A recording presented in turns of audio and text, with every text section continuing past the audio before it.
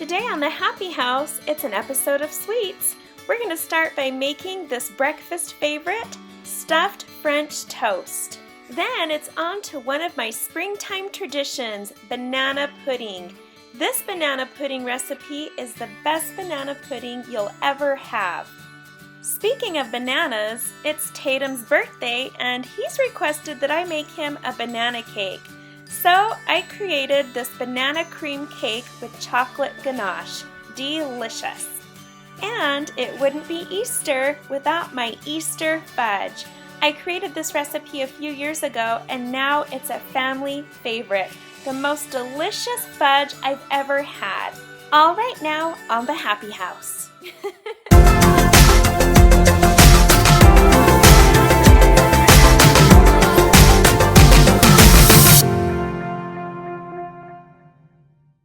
There's only a few times a year when our family is big on breakfast, and General Conference weekend is definitely one of those occasions. Here's a French toast recipe I created a few years ago that really has become a family favorite. Start by mixing together 8 ounces of cream cheese, a half a cup of whipping cream, 2 tablespoons of powdered sugar, and a teaspoon of Mexican vanilla. Now in this video, I've doubled those measurements because I'm making a lot of French toast. You can add a little extra whipping cream or powdered sugar to get the flavor and consistency that you like. I've purchased 4 brioche baguettes from Walmart and I'm spreading the cream cheese mixture on each loaf. Next, spread on your fruit fillings. Now you can use jams, jellies, preserves, pie filling, or even fresh fruit. Today I've chosen a red plum jelly, apple butter, a blackberry jelly, and peach preserves with some homemade peach butter. I now have 4 beautiful baguette sandwiches ready to be dipped and fried. Go ahead and whisk together a couple of eggs and slice up your sandwiches into small sections. Dip those sections into the egg mixture and fry until golden brown on all sides. Top with powdered sugar, fresh fruit, or even your favorite fruity syrup. And there you have it, stuffed French toast. This next recipe I'm going to show you, I created while I was driving in my car. I just thought it sounded delicious to make a lemon curd cheesecake ice cream. So I did. Alright, let's get to the kitchen. In a bowl, whip together equal parts of half and half and heavy whipping cream. I have a small Cuisinart ice cream maker, so I'm making just enough to fit. You don't want to make too much or it will overflow. Remember, as you're mixing it in the ice cream maker, it's going to expand and thicken, and you don't want it spilling over the sides. I started with about 1.5 cups of each and added a little extra from there. Then you're going to add some Mexican vanilla and sugar. I suggest about 2 teaspoons of Mexican vanilla and less than 2 tablespoons of sugar. The less sugar the better, because remember we're going to be adding a really rich sweet cheesecake and very sweet lemon curd, so you don't want to add that to an already oversweet ice cream. I felt that a tablespoon of sugar was just right for me, and I always add a little pinch of salt to enhance the flavor. So go ahead and pour that into your ice cream maker. I always have mine in the freezer ready to go. After about 20 minutes tops, your ice cream should be the perfect consistency. While it's churning, begin chopping up about 2 cups of New York cheesecake. And I'm going to be using this lemon curd I purchased at Walmart. Go ahead and transfer your ice cream to a larger container that's suitable for freezing. You're going to pour your ice cream in the container by layers. So first fill it up about halfway. On top of that ice cream, you're going to add about 4 to 5 large spoonfuls of lemon curd. Next, take a butter knife and run it through, creating ribbons of lemon curd throughout your ice cream. Make sure you press your knife all the way to the bottom of the container so the lemon curd is equally distributed. Then you're going to sprinkle on some pieces of New York cheesecake. Stir that in a little as well, and then repeat with a second layer. Once your container is filled to the top, go ahead and place back in the freezer for 1 to 2 hours. I want to suggest a tip. For an extra cheesecake flavor throughout your ice cream, or if you don't have any New York cheesecake to add to your ice cream, you can always use a packet of cheesecake pudding mix. But you'll have wanted to have added that in the beginning when your ice cream was churning. And there you have it, lemon curd cheesecake ice cream. It's so mild and smooth with bursts of lemon and cheesecake flavor all throughout. This is something your family will love. Now, I first tried this banana pudding about 20 years ago at a neighborhood potluck at the apartments we were living at when my husband and I were first married. And over the years, I always remembered it, but I didn't know what it was called or how to find it. One day, after I did an intense online search, I found a recipe that matched it by Paula Deen.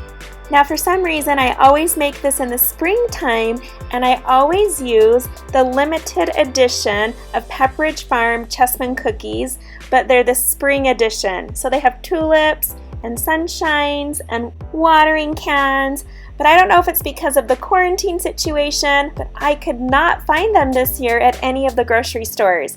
So I'm just using the regular Chessman cookies. Here we go. For this recipe, you're going to need cream cheese, vanilla instant pudding mix, bananas, whipping cream, and your Chessman butter cookies. Oh, and you'll need a can of condensed milk. But first, start by whipping 12 ounces of whipping cream. In a separate bowl, you're going to mix together the dry pudding mix and 2 cups of cold milk. After you mix that together, you're going to add 8 ounces of cream cheese and 1 can of condensed milk. Blend that all together until it's smooth. Next, you're going to gently fold in the whipped cream. Don't use a mixer for this part, just carefully stir it in until it's blended. Next, line the bottom of a glass baking dish with your first bag of Chessman cookies. Take the last few cookies in broken pieces and arrange them around the sides and corners. Then, slice about 2 to 3 bananas over the top of the cookies. Then, pour that creamy goodness over the top of your bananas. For some reason, this is my absolute favorite step in the recipe. Go ahead and spread it out evenly. Use your second bag of cookies to add the top layer to your banana pudding. And now it's complete. Place in the fridge for about 2 hours before serving. And there you have it, irresistible banana pudding. I promise you, it's almost impossible to pass up on seconds. So today is Tatum's birthday, and he has requested a banana cake. Last year it was a carrot cake, this year it's banana. So after thinking over it for a couple of days, I came up with an idea for a great banana cake, and I will be creating it for the first time ever in this video. I think it's going to be pretty tasty, so let's go make it. Place in a bowl 1 box of Devil's Food Cake mix. Next, add 1 cup of plain Greek yogurt, or you can use sour cream. Next, add 1 banana and 2 tablespoons of coconut oil. And last, 3 eggs. Go ahead and mix that together, and then you're going to add 1 cup of water. You're going to want it to be about the consistency of a very thick cake batter. Next, prepare 2 equal-sized baking pans. I've prepared this one with parchment paper as it's a spring pan, and this one I've prepared with oil and flour. Next, add 2 cups of semi-sweet chocolate chips. Pour those into both of your baking pans and bake at 350 degrees for about 27 minutes each. Allow the cakes to cool and then place one on a cake platter. Now we're going to make the banana cream frosting. We're going to start with whipping cream. Pour in about 1.5 cups of whipping cream into your mixer.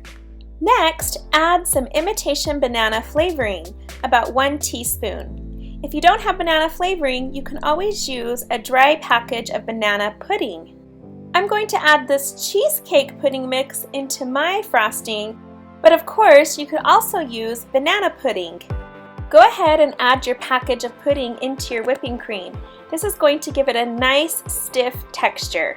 And because the pudding mix is sweet, you don't have to add any kind of sweetener to your whipping cream.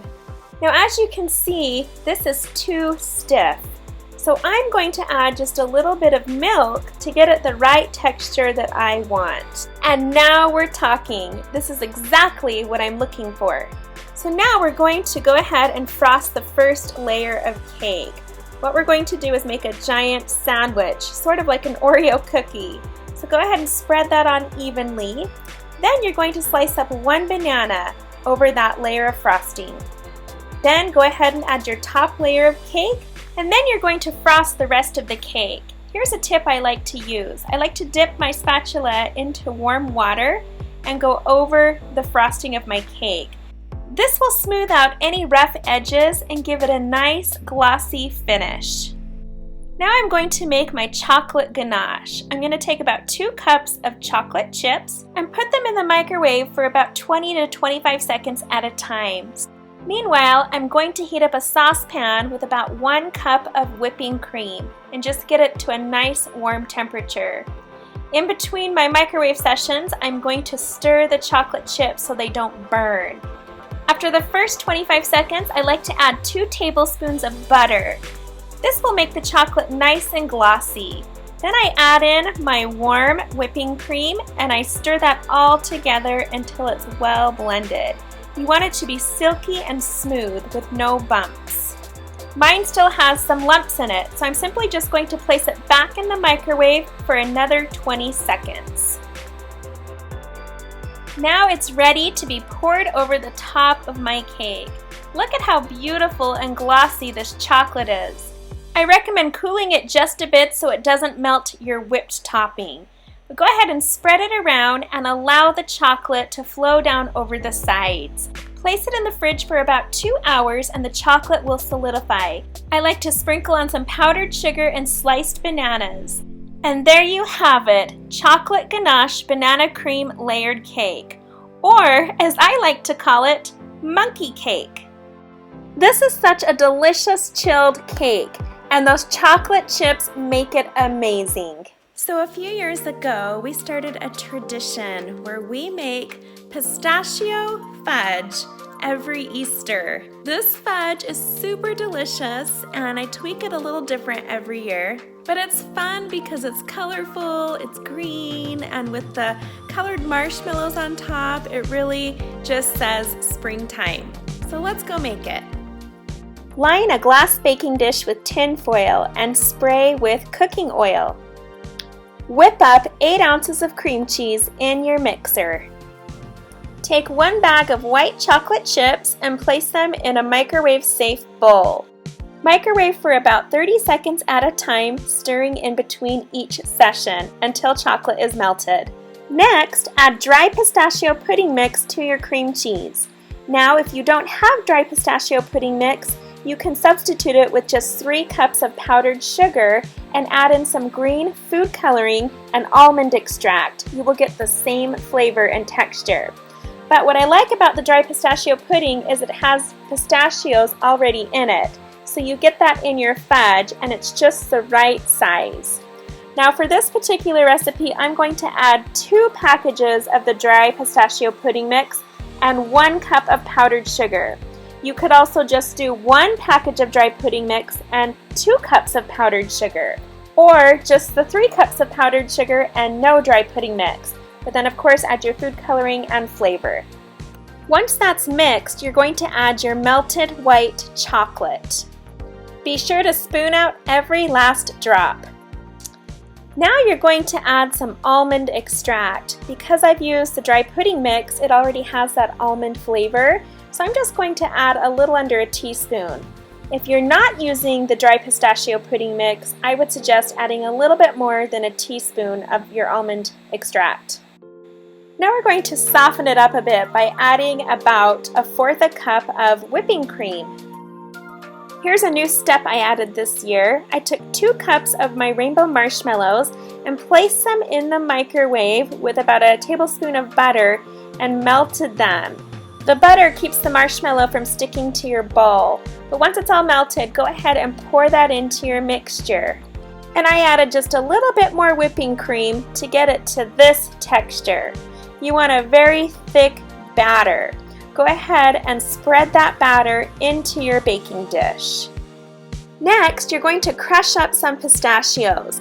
I like to place about 1 to 2 cups of pistachios in a Ziploc bag and go over it with a rolling pin. Then sprinkle those over the top of your fudge. And here comes the last step. This is the fun part. Sprinkle the rest of your rainbow marshmallows over the top of your pistachios. Then you're going to pat them down and press them into the fudge. That way when you slice it, they don't pop off. Let it chill in the fridge for about 2 to 4 hours, and then this fudge is ready to serve. I like it even better the next day.